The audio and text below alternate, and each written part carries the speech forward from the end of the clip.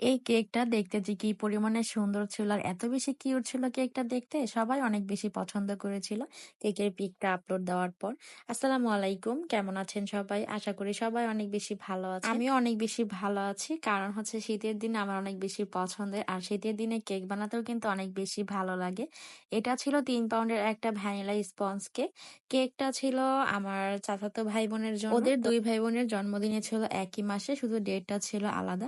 এজন্য ভেবেছিলাম যে একটা কেক নিলেই তাদের হয়ে যাবে। আমি বলেছিলাম যে, একটা করে নেওয়ার দরকার নেই। বড় একটা কেক নিয়েন। বড় কেকের মধ্যে আমি ২ রকমের ডিজাইন করে দিবনি। তো এটা আমি আমার মতো করে ডিজাইনটা করেছিলাম। তো অনেক পরিমাণে সুন্দর হয়েছিল কেকটা। আর এই কেকটা করার পর আ আমার মেয়ে পাশ থেকে বলতেছে যে, "এই কেকটা আমি নিবো মা।" অনেকে হয়তো মনে করেন যে, যেসব বাচ্চাদের মারা আসলে কেক বেক করে, কেক বেকার আছে, তারা মনে হয় তাদের বাচ্চাদেরকে অনেক নিত্য রকমের কেক বানিয়ে দেয়। অনেক সুন্দর, সুন্দর কেকের ডেকোরেশন করে দেয়। এটা কিন্তু আসলে মোটেও না। আমি সবসময় আমার মেয়েকে কোনরকম যদি কেক খেতেও চায়, কোনরকম ভাবে একটা বানিয়ে দিই। আর তার জন্মদিন আসলে তো আমার কোনো ডিজাইনই মাথায় আসে না। মনে হয় যে একদম ইজি ডিজাইন গুলো করে ফেলি। তাও এবছর ওকে আমি কেক বানিয়ে দিয়েছিলাম। ও যেহেতু অনেক বেশি আশা করেছিল, ফন্ডেন্ট দিয়ে হচ্ছে মেকআপ যে থিম কেক সেটা বানিয়ে দেওয়ার জন্য।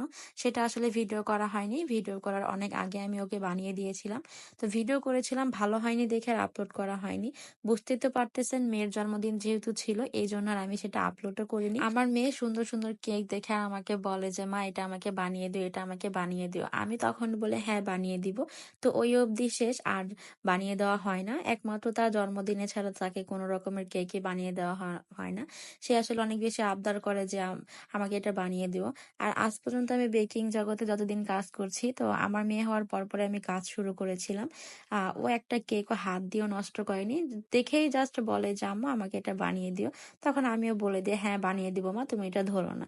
তো এটা আমার অনেক বেশি ভালো লাগে যে আমার ছোট্ট একটা মেয়ে এখন পর্যন্ত ও আমার একটা কেক নষ্ট করেনি। যদি সেটা পড়েও থাকে ওর হাতের কাছে, তারপরেও সে কোনো জিনিসই আসলে নষ্ট করে না। অনেক বাচ্চারাই আছে যে কেক দেখলে একটু খোঁচা মারে, একটু এখানে ধরে ওখানে ধরে। আমার মেয়ে আজ পর্যন্ত, মানে আমি খেয়াল করে দেখেছি এই বিষয়টা, যে আমার মেয়ে আজ পর্যন্ত একটা কেক নষ্ট করেনি।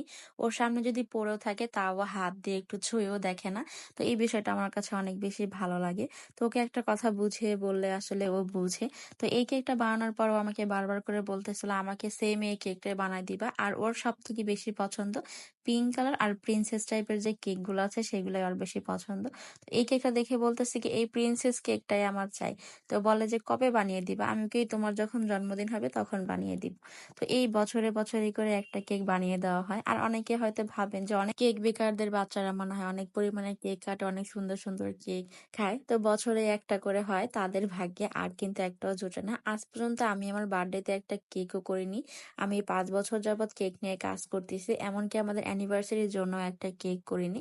১ম করেছিলাম, কিন্তু এখন আমার মোটেও ভালো লাগে না কেন জানি। মনে হয় কি এতটুকু ব্যয় করব কেকের, আর বিশেষ করে কেকের প্রোডাক্টের যে পরিমাণে দাম বেড়ে গিয়েছে, এজন্য আর নিজের জন্য মনে হয় না যে এত খরচ করে একটা কেক বানাই।